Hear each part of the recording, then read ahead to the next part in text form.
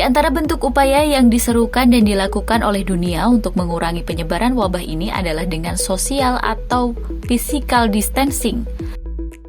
Namun sayangnya gerakan ini berpengaruh pada penurunan aktivitas ekonomi secara keseluruhan. Dalam kajian ilmu ekonomi, pengetatan dan pembatasan aktivitas masyarakat akan berakibat pada penurunan agregat supply dalam perekonomian yang berdampak pada penurunan jumlah produksi atau kuantiti. Majelis Ulama Indonesia melalui Komisi Pemberdayaan Ekonomi Umat menghimbau umat Islam di Indonesia tidak putus asa dalam menghadapi resesi ekonomi yang sedang terjadi. Resesi ekonomi tidak hanya terjadi di Indonesia, tapi juga hampir semua negara. Di antaranya solusi yang baik saat ini adalah melalui sektor ekonomi syariah, di mana MUI menilai sektor ekonomi syariah belakangan tumbuh pesat selama 2 dekade terakhir dan mengajak untuk lebih mengoptimalkannya.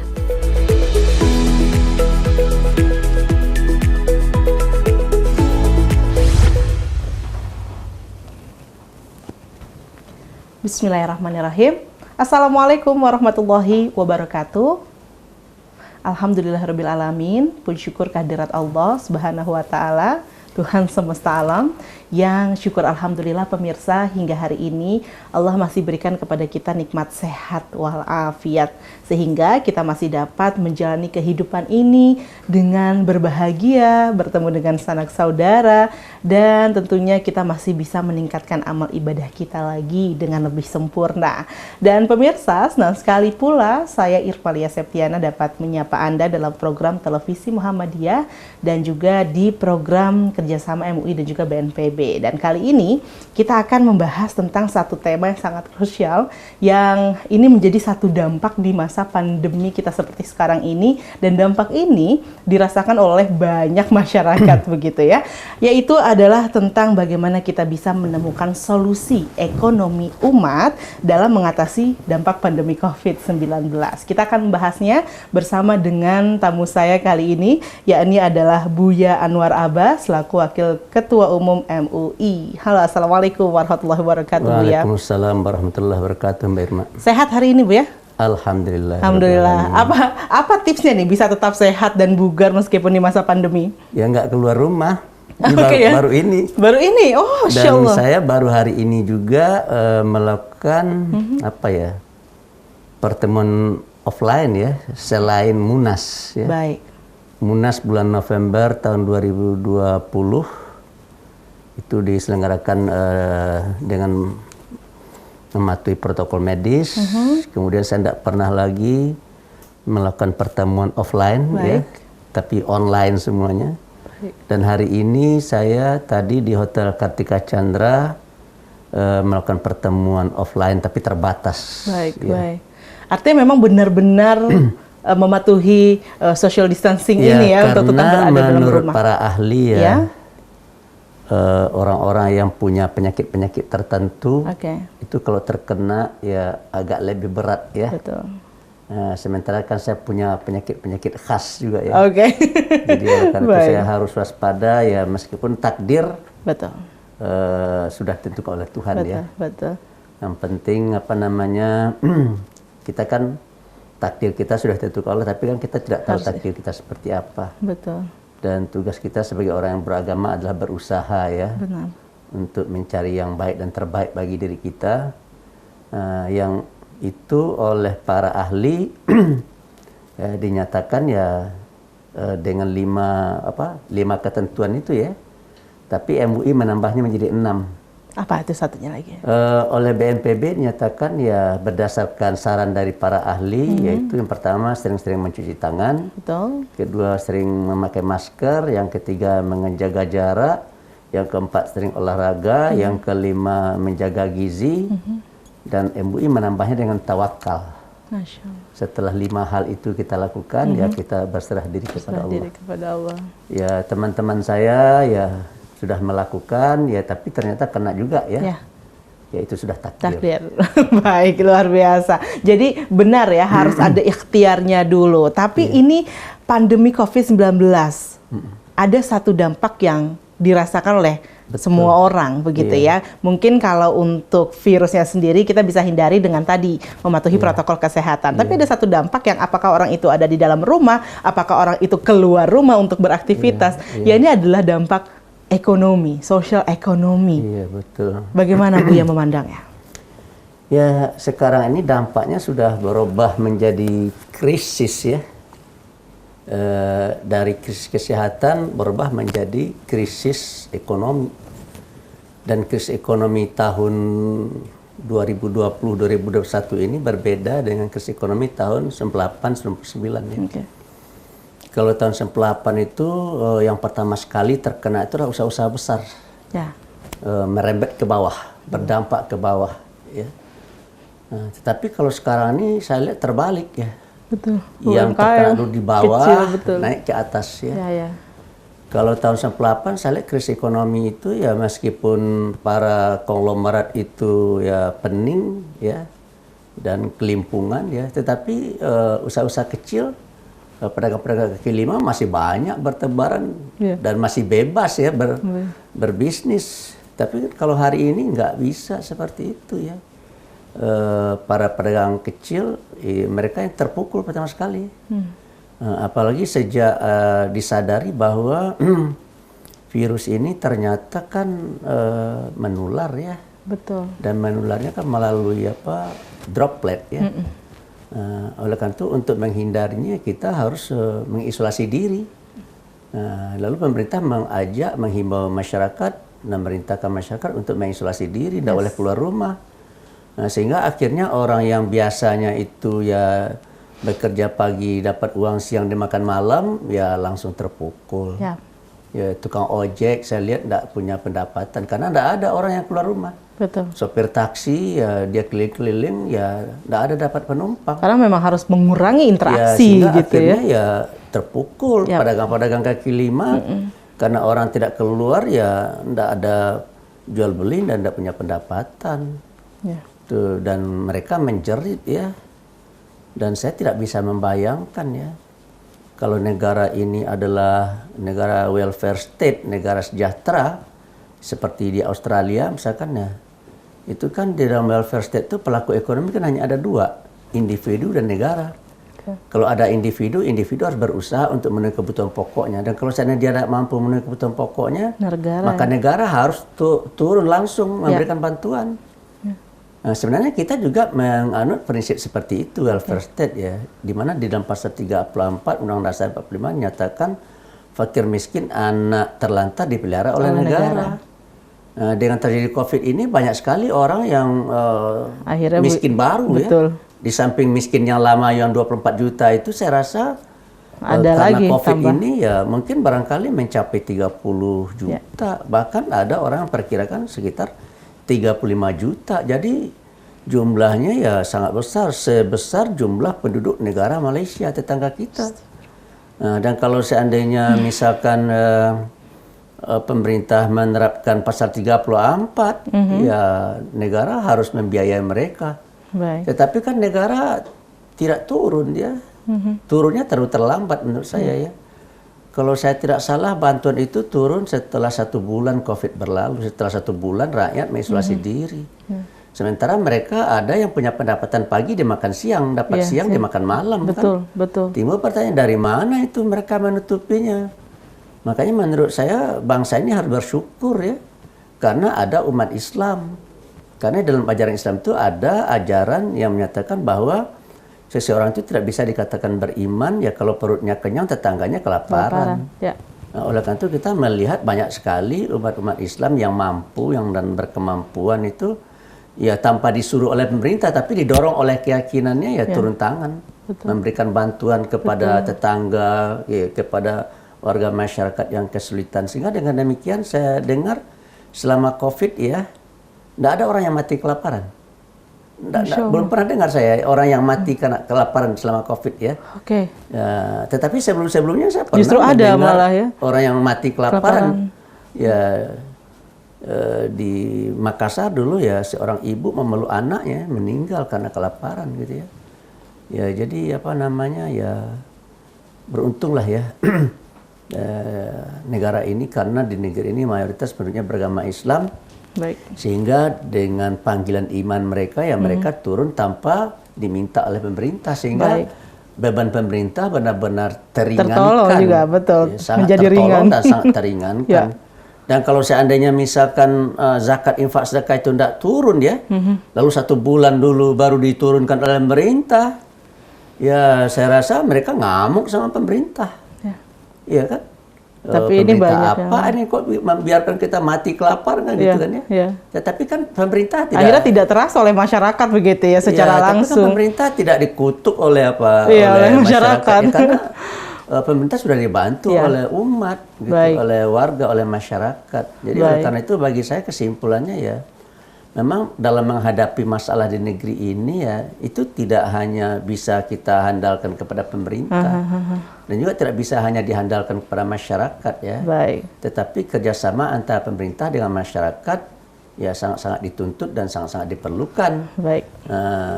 Cuma sayangnya ya pemerintah ini suka lupa diri juga gitu ya. Begitu dia sudah lepas dari kesulitannya, dia lupa kepada masyarakat, kepada umat gitu.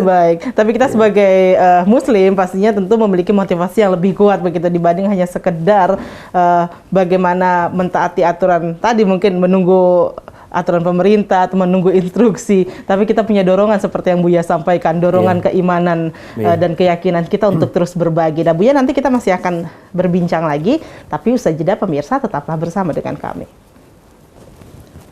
Ya pemirsa, terima kasih Anda kembali bersama dengan kami di Televisi Muhammadiyah, masih bersama dengan program kerjasama MUI dan juga BNPB, dan masih bersama dengan Buya Anwar Abbas. Tentunya kita ingin membahas bagaimana kemudian, adakah solusi untuk membangkitkan kembali ekonomi umat? Tadi sudah dikupas tuntas oleh Buya, memang kondisi kita sekarang ini cukup memprihatinkan, bahkan sangat memprihatinkan. Tapi saya percaya bahwa sebagai seorang muslim pun kita harus selalu memiliki motivasi yang kuat dan harus terus berusaha, begitu ya Buya.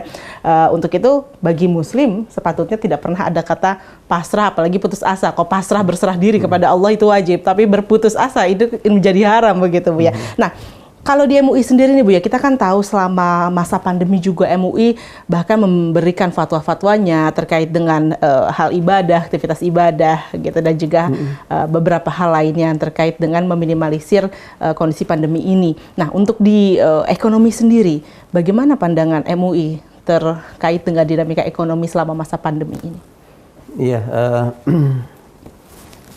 pendekatan yang dipergunakan oleh MUI itulah maqasid syariah ya.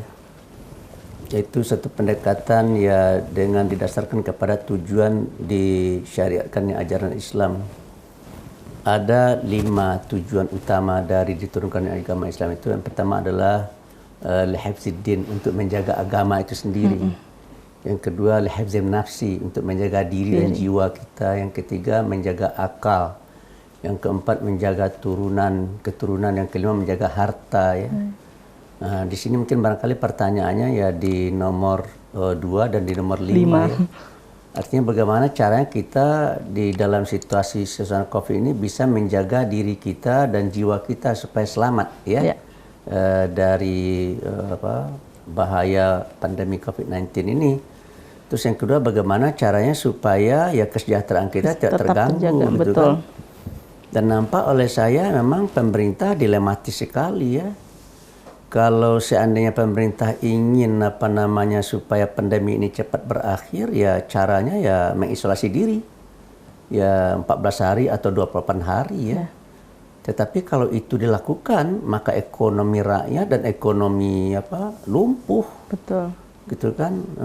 Tetapi kalau seandainya masyarakat dibiarkan bebas berkeliaran, ya pandeminya meningkat. Jadi memang seperti buah simalakama. Sebuah simalakama ya. Oleh karena itu ya kebijakan apa yang disebut dengan new normal ya. Kita hidup normal kembali seperti biasa, tetapi new. Ya. Dengan memakai masker, mengatur jarak, gitu kan, sering cuci tangan, berolahraga, kemudian menjaga gizi kita, kemudian kita bertawakal. Ya itu harus dilakukan. Sehingga dengan demikian ya pemerintah nampak oleh kita ya mempersilakan masyarakat untuk beraktivitas seperti biasa, tetapi dengan style yang berbeda ya. Ya. Dengan protokol medis yang sudah ada gitu kan. Ya. Sehingga dengan demikian saya lihat hari ini ya ekonomi sudah mulai menggeliat ya. Sudah mulai nampak bangkit ya, tetapi ya ternyata ya belum sesuai dengan yang diharapkan ya. Sehingga akibatnya kita lihat ya Giant collapse ya. Ya. Perusahaan-perusahaan besar yang dulu hebat-hebat yang retail itu Banyak pada tiarap semuanya kan. Iya, betul. Ya karena memang masyarakat ya takut untuk datang ke mall, takut untuk datang ke supermarket ya. Tetapi anehnya ya dengan kemajuan ilmu pengetahuan dan teknologi, dengan adanya marketplace ya, dengan adanya online ya, maka sekarang saya lihat ya UMKM cukup mendapatkan manfaat juga ya. Tetapi yang bisa mendapatkan itu adalah orang yang punya ilmu, yang ngerti penggunaan HP ini, yang bisa mempergunakan berbasis teknologi digital semua soalnya ya. Sehingga kita lihat ya tanpa menyebut nama saya, ada sebuah perusahaan yang menyangkut busana perempuan ya. Itu dia total asetnya mungkin barangkali sudah sampai lebih 1 triliun. Itu karena karena sekolah belum dimulai ya, mahasiswa belum kuliah, sementara pasarnya kan pada anak-anak perempuan ya, baik siswa maupun mahasiswi ya.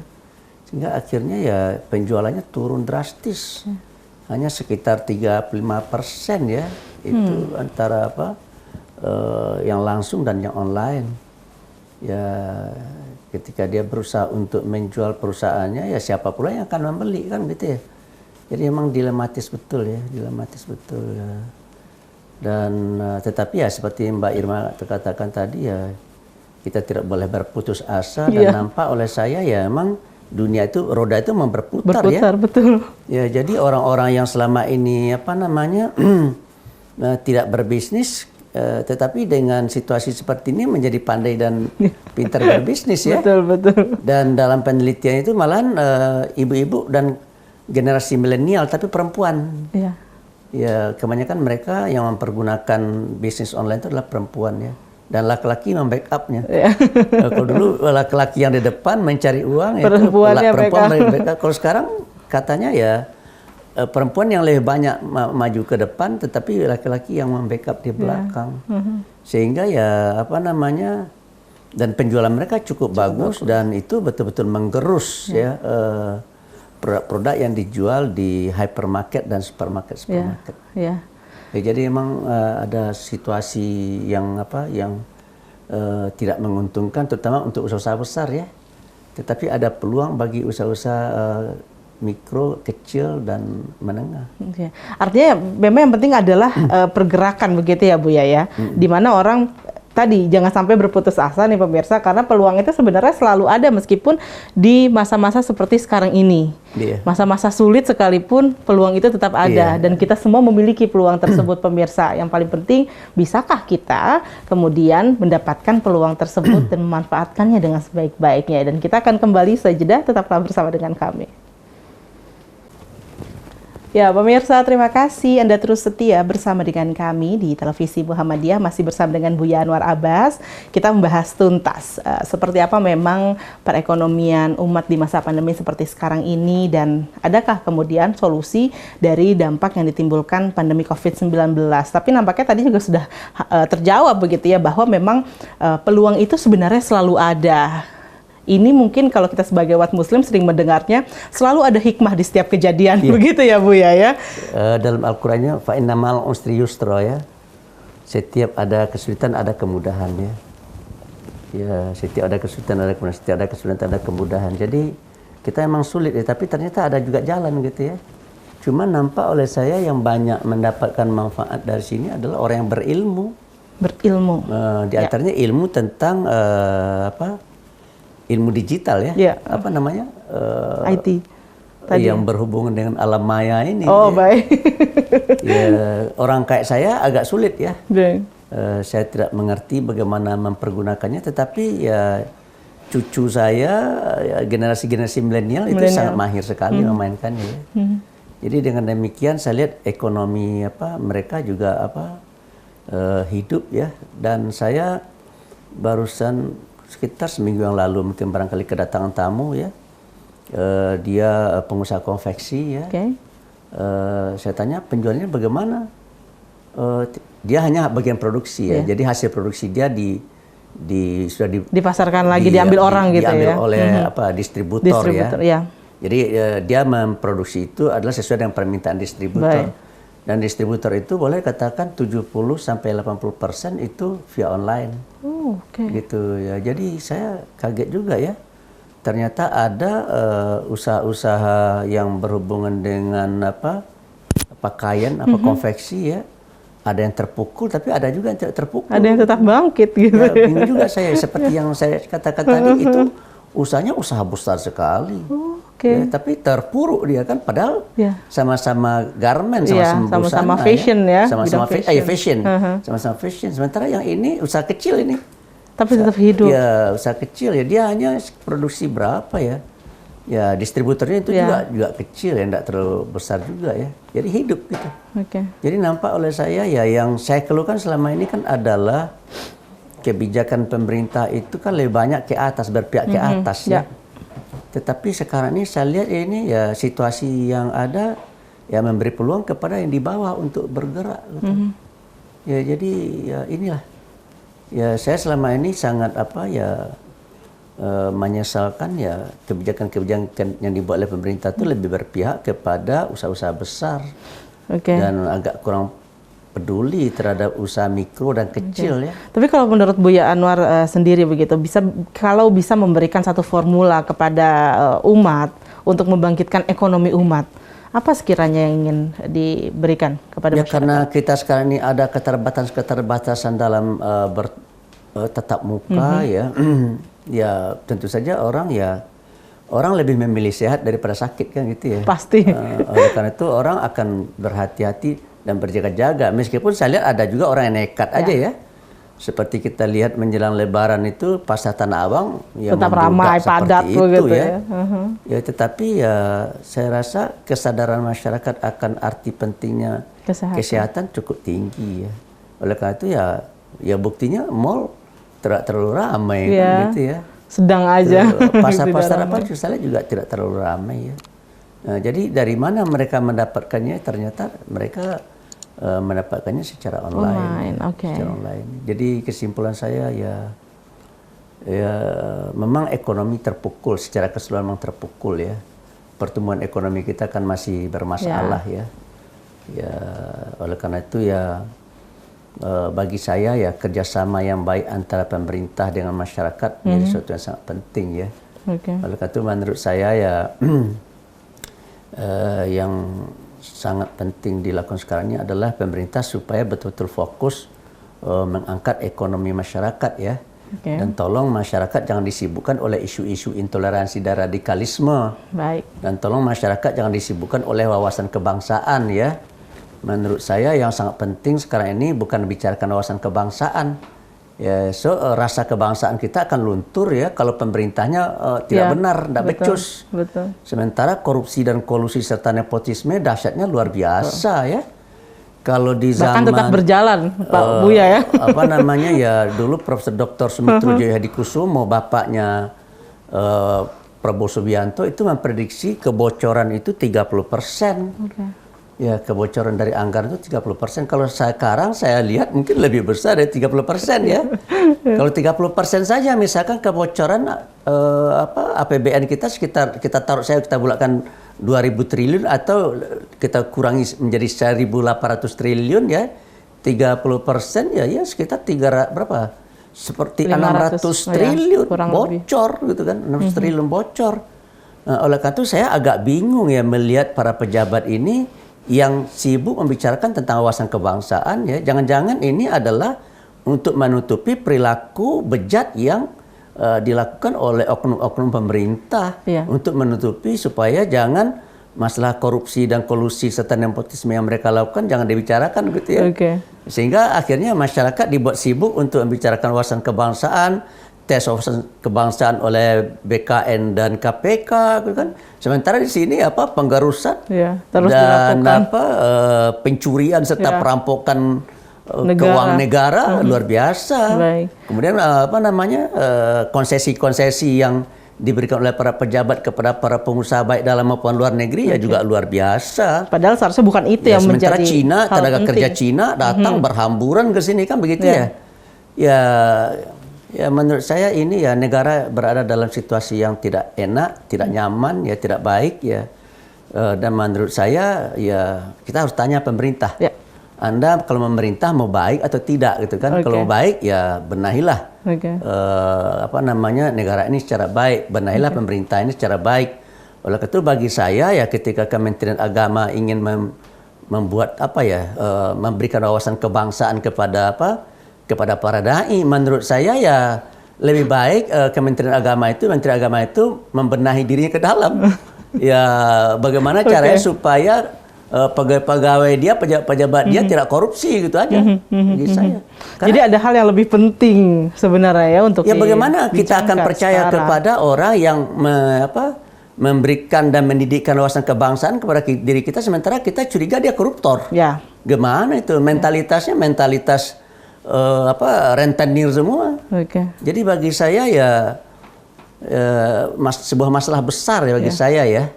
Bagaimana kita akan dididik tentang wawasan kebangsaan sementara yang mendidik itu koruptor. Itu bagaimana kita akan bisa menerima wawasan kebangsaan yang dia berikan kalau dia pandang hidupnya tidak Pancasilais. Nah, ini yang harus kemudian kita kita benahi diri kita lagi begitu ya. Jangan sampai kita curiga terhadap pemerintah kita sendiri sehingga kita sibuk memikirkan hal tersebut. Ya coba aja bayangkan tes wawasan kebangsaan yang dibawa oleh BKN itu. Anda harus pilih Al-Quran atau Pancasila. Bagaimana pula itu ya? Iya kan? Yang membuat Pancasila itu kan orang Islam. Orang Islam itu pedomannya Al-Quran kan begitu ya? Jadi kesimpulannya apa nih? Kalau gitu nih kesimpulannya dia adalah ingin menyingkirkan Islam. Dan dulu ada kepala BP badan Pancasila itu BP IH atau apa tuh nama itu? Profesor Doktor dia menyatakan bahwa agama itulah musuh besar Pancasila. Lalu orang itu yang akan mendidik kita tentang wawasan kebangsaan. Tunggu dulu. Gitu. Oleh karena itu bagi saya kalau akan diselenggarakan wawasan kebangsaan ya seluruh pegawai negeri dan pejabat serta menteri diberi wawasan kebangsaan dulu.